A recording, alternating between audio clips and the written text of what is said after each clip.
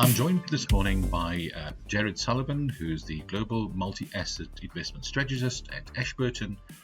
Although mostly a technology-based conference, we would be amiss not to do a global economic update on where we're at. So for that reason, I've got Jared with me today to just give us an update. Jared, thank you. Over to you.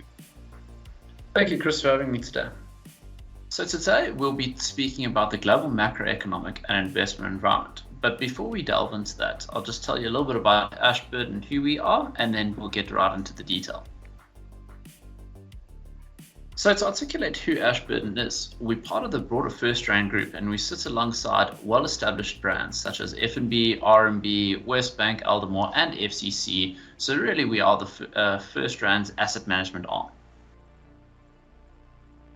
To go into some of the team's capability, we have several capabilities from domestic to offshore equities, multi-asset, indexation, liability-driven investing, fixed income, and credit under the stewardship of Patrice Rousseau, as well as Mduduzi Ndlovu, our CEO, as well as Nalini Govender, who is the head of our institutional distribution team.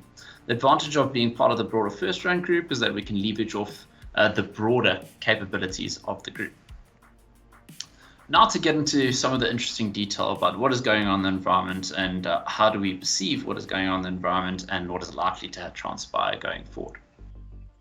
So perhaps the most topical debate at this moment in time is inflation and where is it going? So inflation is still running quite hot overseas, as we can see in the developed market state on the left-hand side, where inflation has hit levels we haven't seen for over half a century in the offshore market, whereas compared to local inflation trajectories, South Africa is very used to sort of inflation shocks, and we managed to deal with it quite well.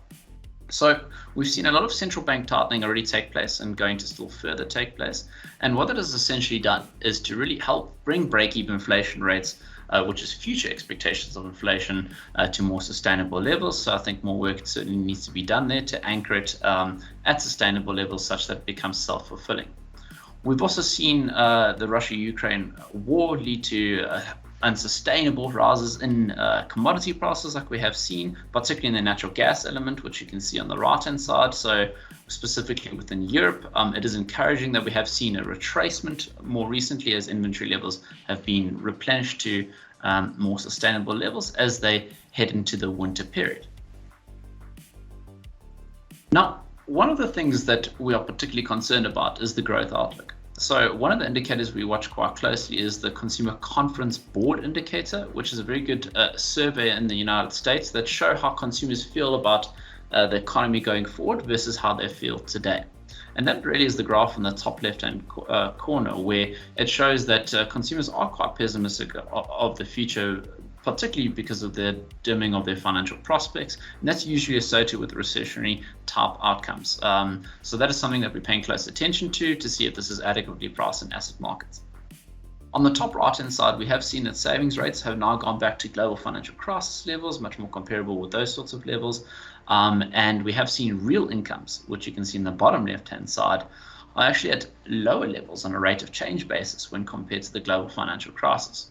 So we're seeing very interesting credit dynamics taking place where there's been a significant uptake of several types of credit products, particularly in the credit card space, which is weekly data that we track on a high frequency basis on the bottom right-hand side, where you can see that consumers are already tapping into this to maintain the status quo of the expenditure, really to prop up short-term expenditure prospects. One thing we are grateful for is a circular theme, which we think will persist into the future. So we think that the proportion of sales that are now online that were traditionally placed in the brick and mortar space is going to be a circular theme that will play out regardless of the economic cycle. So we think that that is here to stay, and that will become increasingly ubiquitous and an advantage of many different business models to cater for in a future state. Some of the concerns, though, that we have is particularly on the housing side of things. So what we're seeing, using the United States as a case study here, is on the left-hand side, you can see that mortgage applications have really fallen off a cliff. That's because the interest cost and nominal cost of housing is quite expensive at this moment in time. And what we're seeing to address a lot of the inventory shortages that we've seen for the past decade or so is that the number of homes under construction, which is the middle chart, has meaningfully increased. And given the current sales pace of what we're seeing in the existing and new home space, we see that actually the month's worth of supply at the existing sales paces respectively have started to increase due to how expensive housing has been. And really shifting over to taking a look at this nominal cost of housing on the top left-hand side, you can see that the gradient of that line has been quite meaningful in terms of the stark shift in monetary policy framework from the Federal Reserve to lift rates and keep inflation under control. And that's really made borrowing costs a lot more expensive for consumers, and especially in the housing space. And in fact, a lot more proportion has to be allocated from the family income environment to actually be able to service both your interest costs and principal value of your house. So really, the elephant in the room for us from an inflation perspective is owner's equivalent rent, which is on the bottom left-hand side. So that is the red line over there, which we have seen accelerate. But that is a lagged nature in the inflation basket compared to what we're seeing on a more high frequency basis of housing prices. So we think that owner's equivalent rent is likely to come down, but more sometime in 2023 because it follows official housing prices with a bit of a lag. So we think that the level of inflation is still likely to be elevated and uncomfortably outside the Fed's 2% average inflation targeting framework for at least the first half of 2023. And what we've also seen is a lot of houses that are listed at this moment in time have actually taken haircuts in terms of lower prices for their listings. And you can see that with the black line in the bottom right-hand side increasing more meaningfully relative to what we have seen in previous years because of how expensive the market has become. Heading over to China, it's been a pretty mixed bag where you've seen quite a bit of easing take place on the monetary policy side of things. But in terms of economic reopening, we think that will need to happen to really give the economy more of a sustainable catalyst and for the asset market to recover. We think that will need to sort of take place first. But there is other good news that is taking place.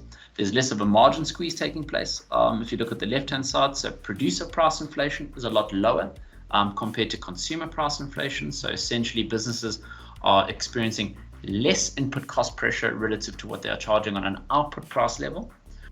We are seeing housing prices still in deflationary territory, so that is still negative on a year-on-year basis if you look at the middle chart. So we think that there will need to be more interventionism to really stimulate the real estate market. And encouraging, what we have seen is the interbank cost of credit in China has come down. So if you look at the SHIBOR rates, the red line on the right-hand side, and that has really helped propel the credit impulse in China to be positive and accelerating. So that is usually a good indication for earnings to improve going forward. But again, I think for this to be a sustainable recovery, we need to see solid economic reopening. So what we've experienced today, because of this high inflationary environment and the response from central banks around the world, is really a stock bond correlation crisis. So this is the performance of equity and fixed income markets around the world adjusted for dollars, and there's been very little place to hide outside cash. So that is something that has really taken place this year, and we've seen quite stark appreciation of the dollar, which is our preferred asset class in terms of our asset allocation strategy. One of the things we're concerned about going forward, to really elaborate more on the growth concern side of things, is that in previous crises, we saw earnings per share come under pressure in several of these crises. If you look at the global financial crisis, the Eurozone debt crisis, the China-US trade war, for example, as well as COVID, we also saw earnings come under pressure on a forward-looking basis there. So that is something that we're still looking out for, to see that is earnings attractively priced and well priced across the various sectors. So that is something that we're incorporating into our investment process and leads to a bit more defensive positioning, because we think that earnings trajectories are still overly optimistic to reflect the current change in the environment that we experience today. Also, on the stimulus and liquidity side of things, we know that the federal balance sheet is going to be reduced at the pace of $95 billion per month. We know that the Treasury cash account on the top right-hand side is going to be replenished a little bit before the end of the year. So it's essentially sucking liquidity from the private sector. There's been quite a significant use of the reverse repo accounts on the bottom left-hand side for cash parking, for banks parking cash overnight at the Federal Reserve. So again, the liquidity not filtering back into the economy, as well as quite a stark shift in the fiscal stimulus. So it's changed into quite a big tightening of the belt, as you can see by looking at the US budget balance. So essentially spending less per unit of revenue by the US government. So this is monthly data that we track. So that is really reining into, I think, control a lot of the inflationary impulse that we have seen to really, I think, bring demand to more sustainable levels. So that is something that we noticed both from a fiscal and monetary perspective are being tempered to really quell the inflation trajectory. So really what we're looking out for is when is the Fed pivot going to induce some sort of recession? So you can look in the 1970s and 1980s side where the yellow lines depict recessionary type periods. So that is usually when the Federal Reserve comes to the party to really stimulate the economy.